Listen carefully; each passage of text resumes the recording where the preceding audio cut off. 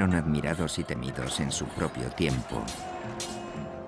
Antiguos guerreros que inventaron los campos de entrenamiento de reclutas, el asalto frontal, la educación subvencionada por el Estado y un estilo de vida y una estética que aún hoy llevan su nombre. Son los espartanos, y esta es su historia.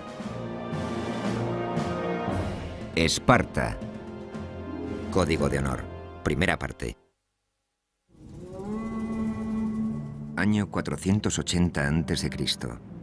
Un estrecho paso de montaña en las Termópilas, a unos 140 kilómetros al noroeste de Atenas, Grecia. Fue el momento y el lugar que inmortalizaron para siempre la esencia de Esparta. Un único acontecimiento al que las generaciones futuras se referirían una y otra vez como uno de los momentos más decisivos de la historia. La memoria de la civilización occidental ha olvidado lo que pasó en las Termópilas. En las Termópilas se hizo realidad un mito. Ni el propio Shakespeare hubiera podido urdir una historia clásica tan perfecta. Una falange de 7.000 soldados griegos avanzaba hacia el ejército invasor persa, formado por varios cientos de miles de hombres. Los griegos estaban en clara inferioridad numérica, pero presionaron, confiando en que los 300 hombres apostados en las líneas del frente eran capaces de llevarlos a la victoria, solo porque estos hombres eran espartanos. Un soldado espartano aislado es tan bueno como cualquier otro soldado. Pero si reunimos a un grupo de soldados espartanos, tendremos un ejército mejor que cualquier otro en el mundo. La sola vista del símbolo del ejército espartano, la lambda, estampado en una pared de escudos, a menudo bastaba para asegurar la victoria.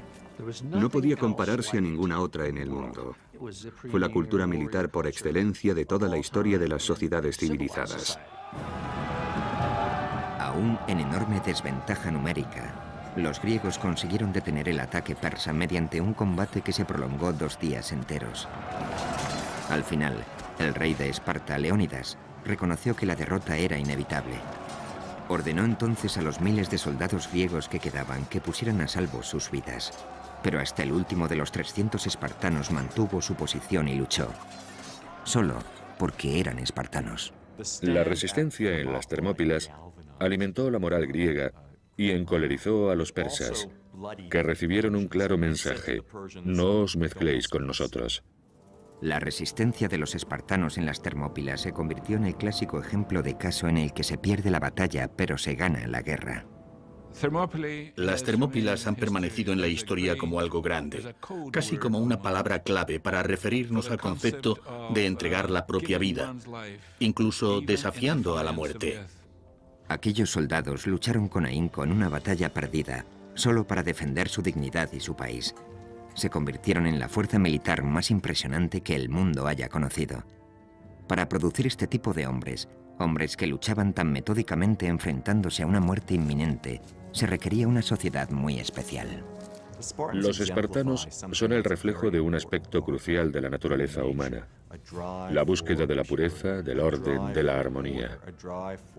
Una búsqueda que nos da el valor suficiente para no temer a la muerte, que nos impulsa a luchar a cualquier precio por un ideal como la libertad. Si bien hoy se piensa en Atenas como en la cuna de la civilización occidental y el cénit de la cultura griega, era Esparta a quien muchos de los griegos de la Edad de Oro dedicaban su admiración. Estaban verdaderamente considerados como el sumum de la civilización griega, pero representaban una utopía en el sentido de que estaban entregados al ideal de virtud, de servicio a la comunidad, de desinterés y de unidad.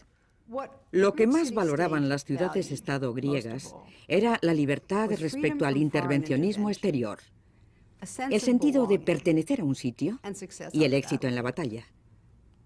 Esparta era rica en estos 3 valores. Durante el dominio de Esparta, la antigua Grecia era un conjunto de más de 1000 comunidades con gobierno propio, denominadas ciudades-estado. Una ciudad-estado es una ciudad que a todos los efectos prácticos funciona como un estado o un país con su gobierno propio, su ejército propio, su armada propia y sus propias leyes. Estos estados se distribuían por todas partes. Muchos de ellos fueron muy significativos para la cultura griega. Los orígenes de Esparta se remontan al siglo XII a.C., época de grandes cambios en el mundo antiguo, cuando el poder egipcio languidecía y daba paso al florecimiento del Segundo Imperio Babilónico. Según la leyenda griega, Esparta nació fruto de la violencia y la conquista, cuando en el 1150 a.C., los invasores del norte, que se creían descendientes de Hércules, iniciaron su avance hacia el sur para reivindicar lo que ellos consideraban tierras de sus ancestros. Cuando el rey Lacedemón tomó la península central, le puso Laconia en su propio nombre. A su capital principal la nombró Esparta, como su reina. Durante casi 400 años, hasta el 750 a.C. aproximadamente, Esparta fue el núcleo religioso, cultural y de gobierno de Laconia. Florecieron entonces la música y las artes. Son célebres los maravillosos coros de mujeres espartanas. Además, Esparta contaba con una magnífica cerámica con la que comerciaban y eran famosos por sus trabajos en bronce. Estos son ejemplos muy tempranos de arte lacónico. No se han encontrado restos de bellas artes espartanas que puedan datarse después del siglo VII a.C. Es como si el pueblo de Esparta hubiera dejado simplemente de dedicarse a ello. El abandono de este tipo de artes visuales que contemplamos por todas partes representa claramente una decisión tomada a conciencia. Fue una decisión que coincidió con el momento crucial de la historia de Esparta, el periodo conocido como las Guerras de Mesenia. Todo comenzó con una explosión demográfica que obligó a Esparta a buscar nuevas tierras y nuevos recursos alimenticios. Solucionaron el problema anexionándose un país entero, un país que era más grande que Esparta tanto en territorio como en población. Este capricho del destino determinaría el curso de la historia de Esparta para los siguientes 300 años. La tierra que eligieron para conquistar fue Mesenia, una comunidad dórica aislada en la parte occidental. No había nada que hiciera de Esparta un caso particular y extraño hasta la conquista de Mesenia y la historia posterior. Mesenia contaba con ricas tierras de cultivo y una floreciente economía agrícola. Allí es donde crecen hoy en día los famosos olivos de Kalamata. Además, Mesenia se encontraba rodeada por abundantes reservas de hierro, el material más preciado por los griegos para el equipamiento militar. Esparta necesitaba Mesenia, pero los mesenos no se rindieron fácilmente. Se produjo una guerra larga y cruel. Los espartanos no consiguieron sofocar ni fácil ni rápidamente la resistencia de los mesenos. La dificultad inicial era simplemente topográfica. Había que atravesar el monte Taygeto, un pico de unos 2.500 metros, pero por supuesto no iban a remontarlo sino a rodearlo, lo cual supone dar más vuelta y una marcha muy larga. Estaban muy lejos de la base. El pueblo de Mesenia se encontraba en proceso de creación de su propia cultura como ciudad-estado. Resistieron, intentaron conservar su independencia, pero los espartanos acabaron derrotándolos. Los espartanos necesitaron casi 100 años para someter completamente a los mesenos, pero al final, en el siglo VII a.C., Esparta acabó teniendo bajo su control un territorio de 8.000 kilómetros cuadrados y convirtiéndose en la ciudad-estado más grande del imperio griego. Obligaron a los mesenos a trabajar la tierra como esclavos campesinos llamados hilotas. Los hilotas eran una especie de campesinos arrendatarios. Cada hilota contaba con una granja de cuya producción anual debía dedicar una parte a un amo espartano. Cada amo espartano estaba a cargo de una granja de hilotas. Pero el hilota no era posesión del amo como esclavo en toda regla, ya que no podía ser vendido ni comprado. Ninguna otra ciudad-estado intentó esclavizar a todo un pueblo griego. Mesenia contaba con 250.000 habitantes aproximadamente y la sociedad espartana estaba formada por unos 10.000 soldados espartanos, así que estaban en clara desventaja numérica. Esparta debería considerarse como un país bajo sitio, comparable en cierto modo a la actual Israel, salvando las numerosas diferencias, por supuesto. Pero espartanos e israelíes tienen en común que no podían permitirse el lujo de ignorar sus necesidades de seguridad. La situación requería que los espartanos remodelaran su sistema de arriba a abajo. Redactaron nuevas normas que controlaban cada aspecto de las vidas de sus ciudadanos. Era una población griega dedicada por entero al arte de la guerra. Según el historiador griego Plutarco, el arquitecto de esta nueva ciudad-estado fue un legislador espartano llamado Licurgo. Se sabe que Licurgo viajó por todo el Mediterráneo, recogiendo lo mejor de los sistemas militares de Creta, Jonia y Egipto. Además, recibió inspiración divina del oráculo de Delfos, donde, según se cuenta, Apolo le transmitió directamente su consejo. A partir de estas nuevas directrices de disciplina, Esparta poco a poco fue transformándose en una gran sociedad militar. Los ejércitos o las fuerzas de defensa de aquella época no eran más que milicias, granjeros que sacaban sus lanzas del desván y partían hacia la batalla. Licurgo, el fundador pionero de Esparta, por llamarlo así, diría: vamos a dar un giro en este sentido, y a partir de ahí se conformó toda la sociedad espartana, para bien o para mal. Sus leyes fueron acatadas porque las dictaba el oráculo de Delfos, que exigía su cumplimiento, como si de normas divinas se tratara. Puede que Licurgo existiera, o que fuera un instrumento de leyenda, pero en cualquier caso, los espartanos creyeron que había sido la divina voluntad de Apolo la que les había permitido crear un plan magistral para Esparta. Su sociedad se basaba en una pirámide de poder. En el pico se situaban los casi 10.000 hombres que formaban la élite espartana. Se llamaban en griego homoioi, es decir, los iguales. En teoría, cada uno de ellos tenía las mismas riquezas y la misma influencia en el gobierno. El objetivo consistía en construir una sociedad de iguales, un ejército de guerra donde no hubiera espacio para la disensión, un sistema político basado en la unidad. Todo estaba dirigido hacia la homogeneidad, la similitud, si queremos. Esta era una de las claves del sistema espartano. Buscaban la estabilidad, el orden, la obediencia. Bajo los homoioi se encontraban las casi 50 o 60.000 personas libres que vivían en Laconia, principalmente a las afueras de la capital, Esparta. Se llamaban perioikoi, los de los alrededores. Estos eran ciudadanos libres, pero no podían tomar parte en las decisiones políticas. Además, se les obligaba a seguir a los espartanos donde quiera que estos fueran.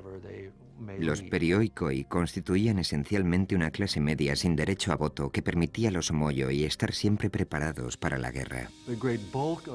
Del amplio volumen de comercio, manufacturas y artesanía que era necesario para la subsistencia de la sociedad espartana, al fin y al cabo, alguien tenía que construir las armas.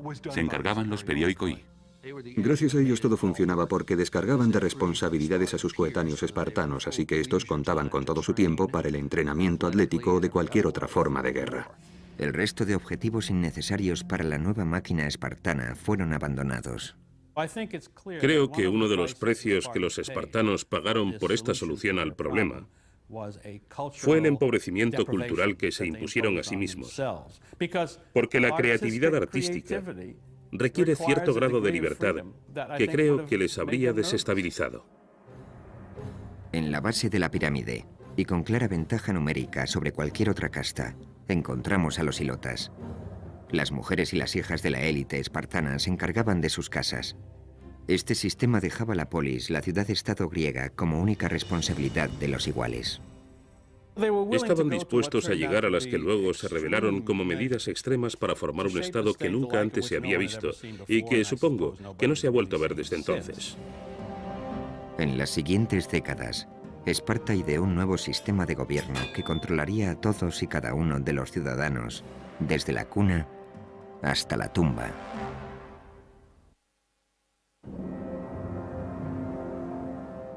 En el siglo VII a.C., Esparta era un caso único entre los cientos de ciudades-estado que rodeaban el Egeo. En todas las polis griegas, el Estado ejercía un control sobre las vidas de sus ciudadanos mucho mayor del que actualmente estaríamos dispuestos a tolerar. Pero Esparta lo superaba con creces. En ninguna otra ciudad-estado el intrusismo del gobierno alcanzaba el nivel que en Esparta. Era un control desde la cuna hasta la tumba. De hecho, era en la cuna donde se tomaba la primera medida sobre los futuros espartanos. Nada más nacer, El gobierno examinaba a cada bebé de la élite para determinar si debían permitirle vivir. Los bebés que no llegaban al nivel superior eran expuestos, eufemismo espartano para referirse al acto por el que a los niños imperfectos se les dejaba morir abandonados en la cima de una montaña. Parece algo exageradamente cruel, pero el objetivo era producir soldados. Y eso era lo que pretendían de cada recién nacido. Necesitaban los mejores hombres, así que creo que no les parecería reprobable porque criaban a los mejores y a los más fuertes. También las niñas debían pasar por el proceso de aprobación de la Junta de Supervisores, que decidía si debían vivir o ser abandonadas en el pico de una montaña. Las niñas que sobrevivían eran educadas para ser madres y los niños para convertirse en iguales espartanos, guerreros que controlaran el gobierno. En Esparta, el gobierno era por y para el pueblo, en el caso de los homoioi, o iguales. El resto, los perioikoi y los ilotas, no eran ciudadanos. Los espartanos obtuvieron un éxito sin parangón al diseñar un sistema único, digamos, propio de ellos, que se mantuvo durante muchos años. De hecho, fueron tantos que Maquiavelo y otros lo tomaron como modelo. En la cima del gobierno espartano se erigía una monarquía hereditaria, con una peculiar variante. El punto de partida clave, que parece ser el aspecto más antiguo de su constitución, es que no tenían un rey, sino dos. Es verdaderamente extraño. La mayoría de las ciudades griegas recuerdan aquellos tiempos en los que tenían rey, y muchas de ellas conservan la figura de una especie de jefe religioso al que en ocasiones se le denomina el rey. Sin embargo, los espartanos tenían dos reyes con verdadera autoridad en la sociedad, tanta como para liderar los ejércitos, una autoridad profundamente religiosa. La razón que justifica esta característica es el control mutuo entre los reyes. Así se evitaba la concentración de poder en un solo hombre. Esta monarquía dual, junto con 28 espartanos mayores de 60 años, formaban un consejo de ancianos denominado Gerusia.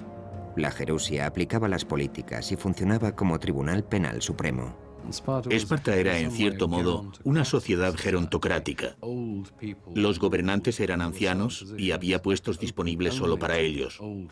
Una de las razones que explican esto es que si sobrevivías como para hacerte mayor en un entorno espartano, es que eras verdaderamente fuerte.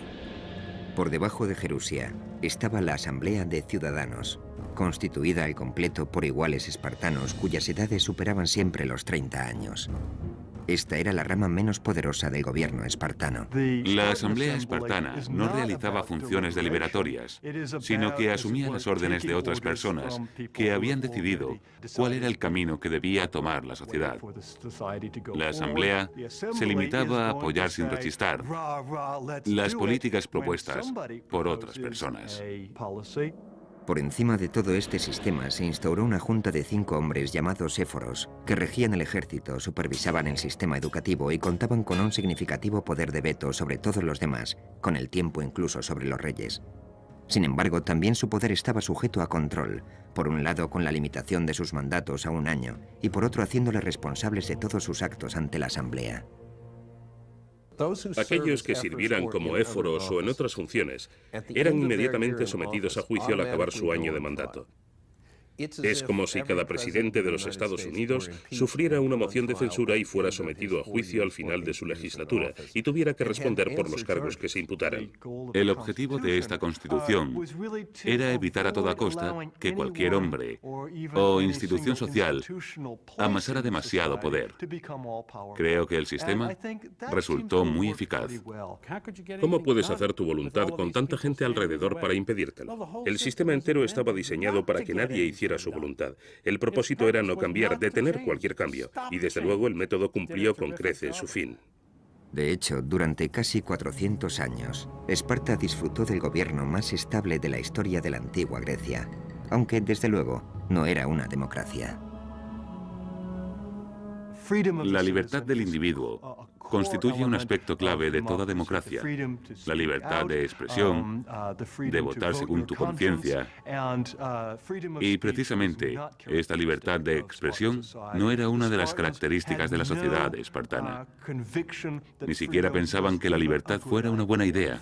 La libertad no se encontraba entre las virtudes que se les enseñaba a respetar a los espartanos. La prioridad dentro del gobierno espartano era controlar a los ilotas.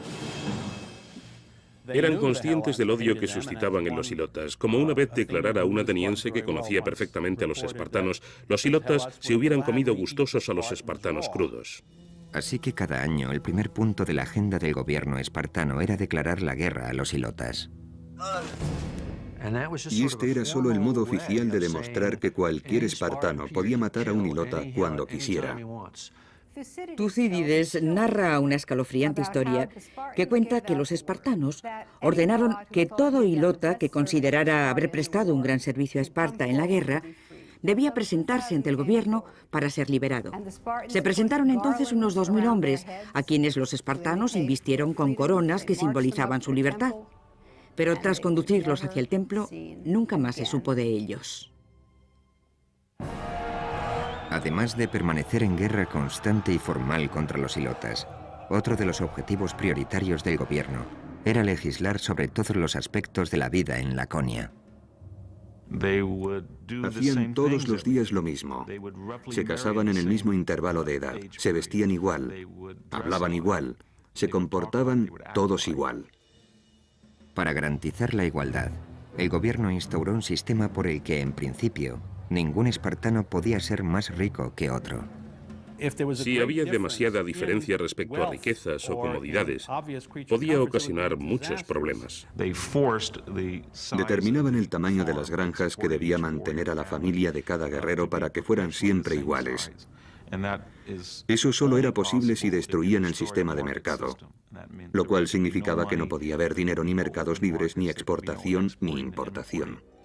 Para acabar definitivamente con cualquier tipo de tentación de gastar dinero en tiendas, todos los equipamientos de las casas, por decreto, eran exactamente los mismos. Todo funcional, sencillo e idéntico. La cultura espartana era austera. De ahí que empleemos el término espartano para referirnos a la austeridad o a lo estricto hoy en día. En Esparta estaba considerado como inaceptable que la gente rica se distinguiera en el modo de vestir. Reinaba la austeridad y la igualdad. En Esparta todo el mundo llevaba ropa de género republicano. Si lo analizamos fríamente, los uniformes en los colegios de hoy en día responden más o menos a la misma idea, que la ropa no sea motivo de desigualdad. Incluso el discurso de la élite lacónica tenía que ser austero.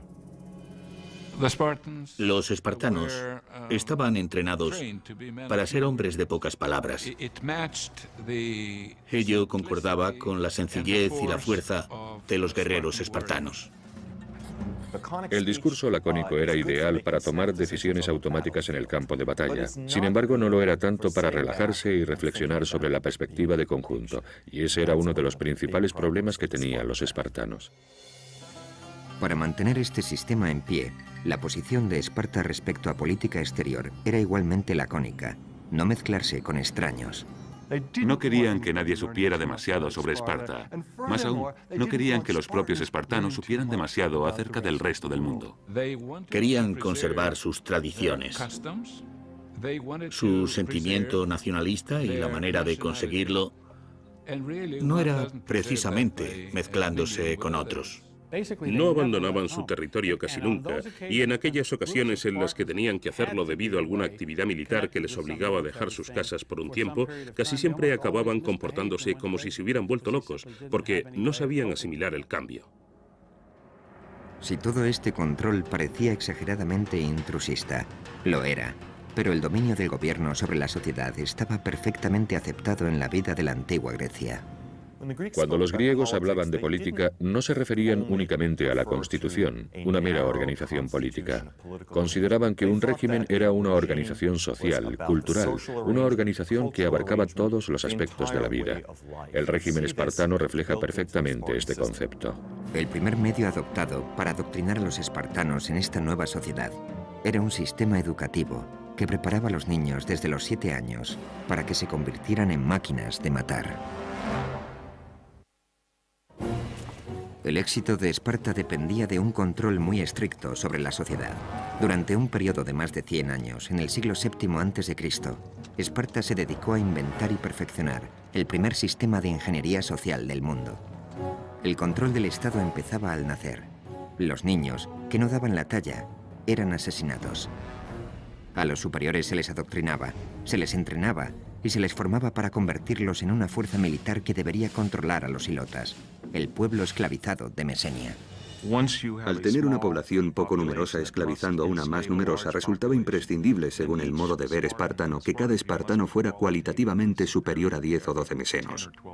El único modo a partir del cual podían alcanzar a su entender ese grado de preparación militar era unar a todos los jóvenes en un grupo, darles un entrenamiento común y hacerlo desde muy temprana edad. A los 7 años, los niños espartanos salían de sus hogares y quedaban a cargo del Estado, que se hacía responsable también de su entrenamiento. Vivían en una especie de academia militar llamada Agogé. Cuando cumplían los 7 años, los niños espartanos entraban a formar parte de un mundo de adultos, el mundo en el que se desarrollaría el resto de su vida, siempre que sobrevivieran. Inicialmente, eran trasladados a lo que a veces llamo las tropas infernales de crías scout. Consistía en un rally de supervivencia de 15 años. Allí los espartanos recibían preparación para la guerra, y es aquí donde está inspirado un dicho que se le atribuye a Patton, según el cual este general les dijo a sus hombres: «No quiero que maten por mí, quiero que mueran por mí». Así funcionaban los espartanos, siempre preparados para morir.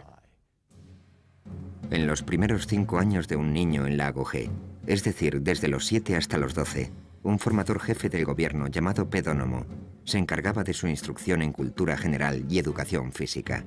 La disciplina y los castigos, en cambio, los impartían los chicos mayores.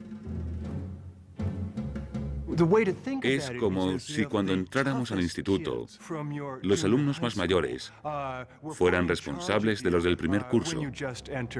Creo que, en este sentido, este sistema explota la potencial crueldad que los chavales empleamos unos con otros para tratar de enseñar a los niños espartanos, desde el primer momento, que debían obedecer absolutamente todas las órdenes que recibieran de un superior. Es una perspectiva sobrecogedora. Desde el primer día en la Agogé, la principal lección era preparar a los niños para la dura vida que les esperaba. El sistema de entrenamiento espartano estaba claramente enfocado a poner a prueba a los más débiles y a seleccionar a los más fuertes. Durante toda su vida, un soldado espartano debía preocuparse por la vigilancia que sobre él ejercían sus compañeros. Estaban constantemente pendientes de detectar los síntomas de debilidad, de comprobar si estaba realmente preparado. El lema que siempre estaba presente era: ¿eres capaz? ¿Eres lo suficientemente fuerte como para convertirte en espartano? Un sistema basado en el cariño estricto que daba más importancia a lo primero que a lo segundo. Las niñas espartanas también recibían entrenamiento, pero en casa. Desde pequeñas, se les enseñaba a ser fuertes, a estar en forma física a todos los niveles y a ser, en cierta medida, autosuficientes. Como el sentido de su vida no era otro que producir hijos que defendieran a la comunidad, comían bien, participaban en competiciones atléticas, etc. En cierto modo eran criaturas que recibían una atención privilegiada. A los 12 años, los niños espartanos entraban en el segundo nivel de entrenamiento en la Agogé, y las condiciones eran aún más insufribles. A cada niño se le otorgaba un solo manto como vestimenta. Era lo único que se les permitía llevar durante todo un año. Además, se les obligaba a ir descalzos, todo por hacerles fuertes tanto física como mentalmente.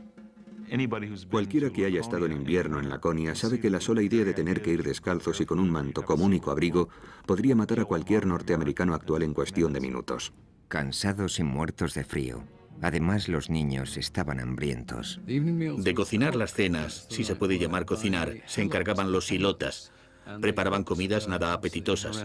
El plato más famoso de los espartanos era el llamado sopa de sangre, que consistía básicamente en cerdo flotando sobre una gran cantidad de sangre. Aquellos que visitaban Esparta quedaban petrificados por su dieta. Como prueba nos ha quedado la descripción que hizo un sibarita visitante del norte. Vino a Esparta y después de probar la sopa dijo: ahora entiendo por qué los espartanos están tan dispuestos a morir. La sopa no solo estaba mala, sino que encima era insuficiente. El alimento bastaba para sobrevivir, pero no para ser felices.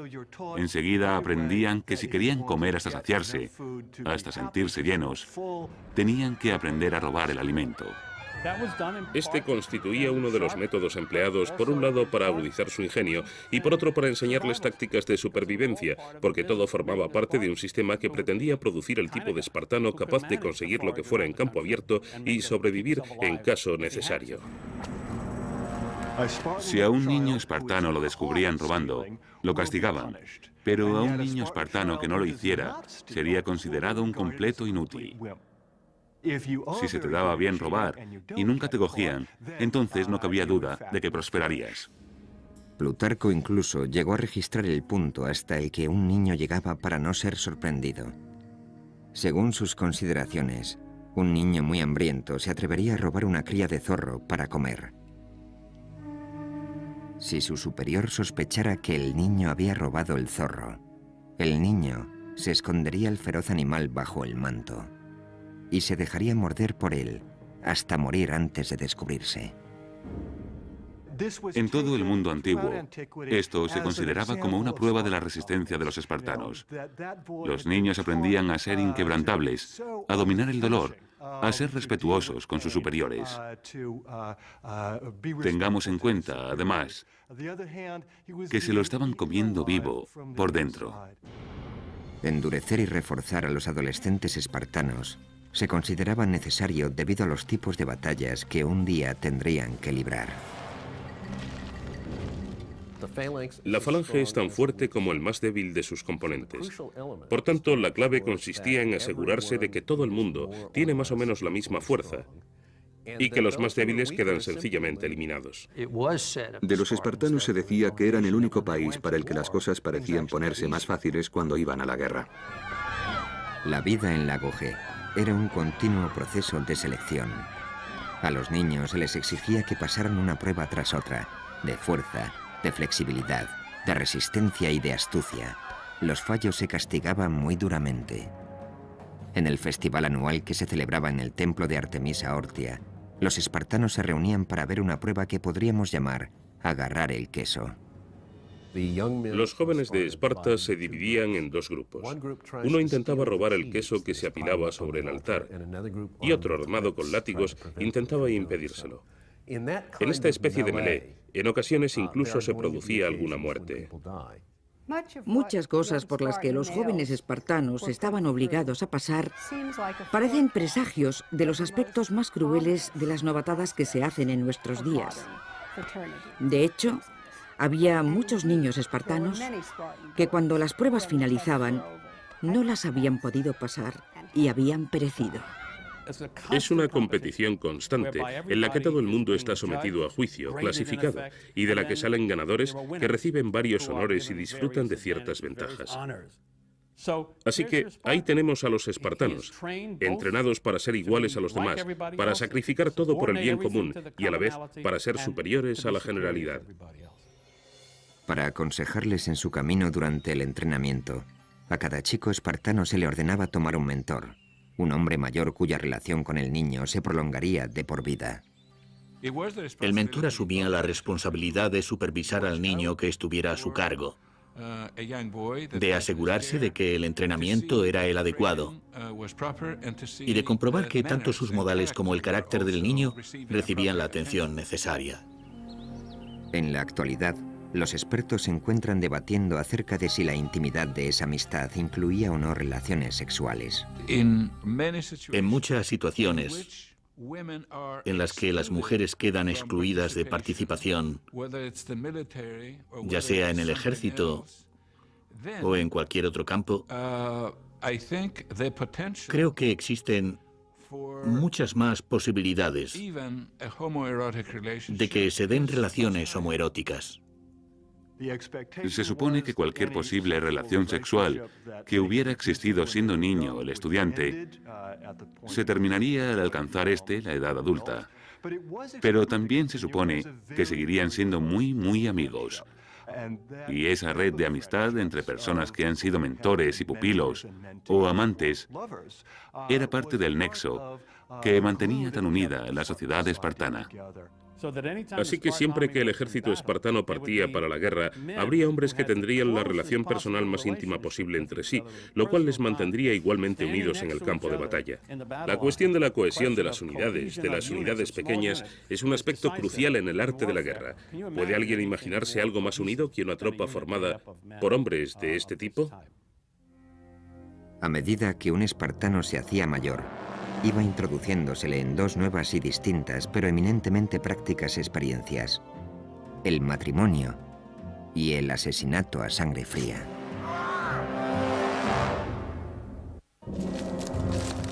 El legado de Esparta no es solo la creación del concepto de disciplina militar, sino su perfeccionamiento a través de una estructura social y un programa de entrenamiento que empezaba a los 7 años.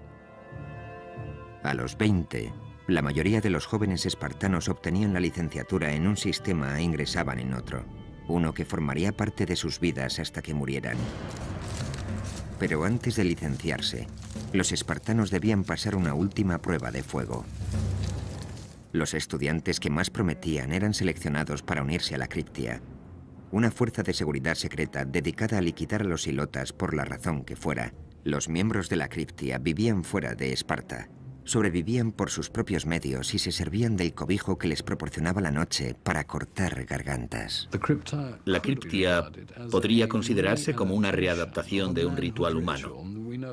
Todos sabemos de la existencia de multitud de sociedades que exigen la superación de un reto excepcional para demostrar que se es un hombre. Simplemente que la versión espartana implicaba matar al enemigo. La Criptia era el método que tenían los espartanos para seleccionar a sus mejores y más brillantes guerreros, con el fin de que hicieran la vida completamente imposible al pueblo, sobre el que se apoyaba toda la sociedad espartana. Si eras un hilota especialmente guapo o conocido por tus innovaciones agrícolas, si eras un hilota considerado poco común por la razón que fuera, entonces estabas condenado a pasarte la vida temiendo que la Criptia descubriera por qué destacabas y acabara contigo.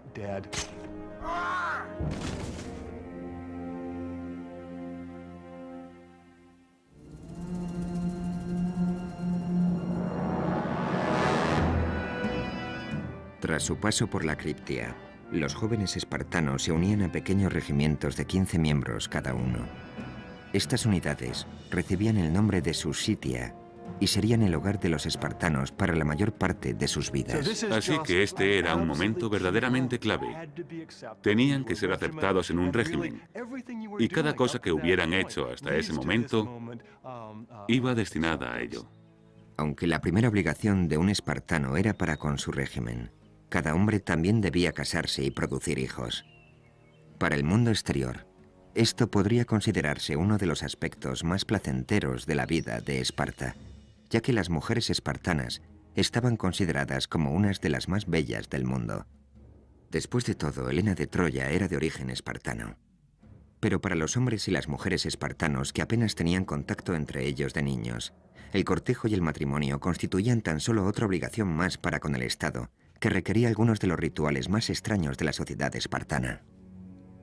Estamos hablando prácticamente de dos sociedades distintas, y sus rituales de cortejo eran un reflejo de ello.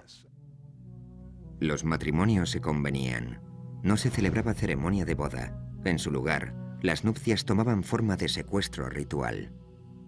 A la novia se le cortaba el pelo y se la vestía con un manto varonil, y luego el novio, para consumar el matrimonio, debía entrar a hurtadillas en la casa al caer la noche.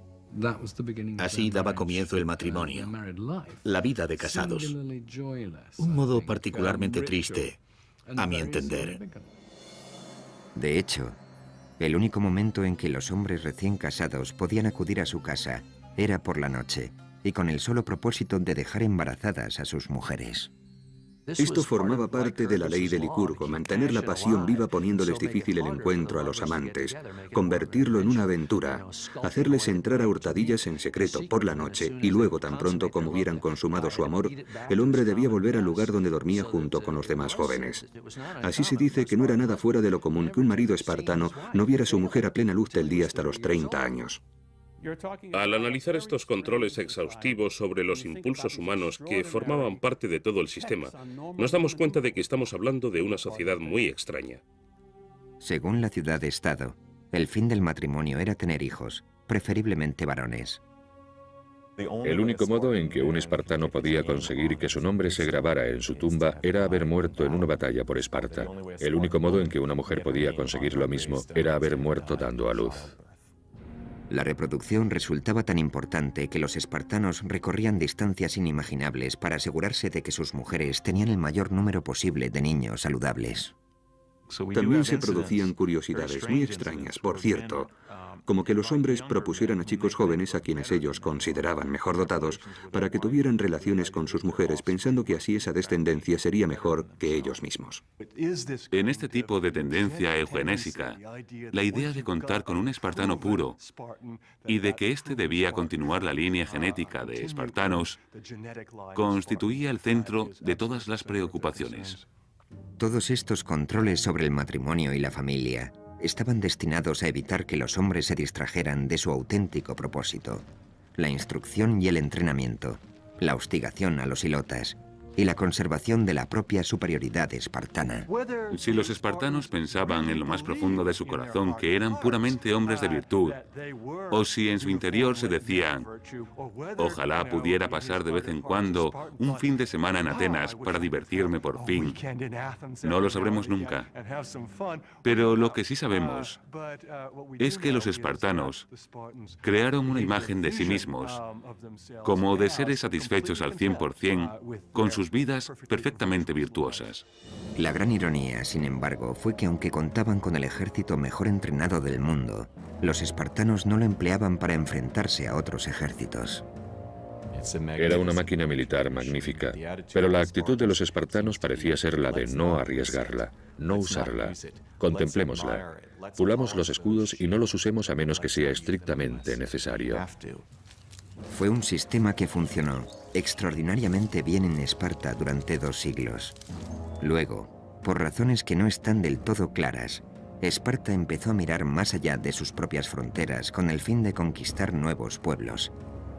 Quizá la máquina de guerra sufría el peligro de quedarse obsoleta por el desuso. Quizá simplemente anhelaban participar en una guerra de verdad.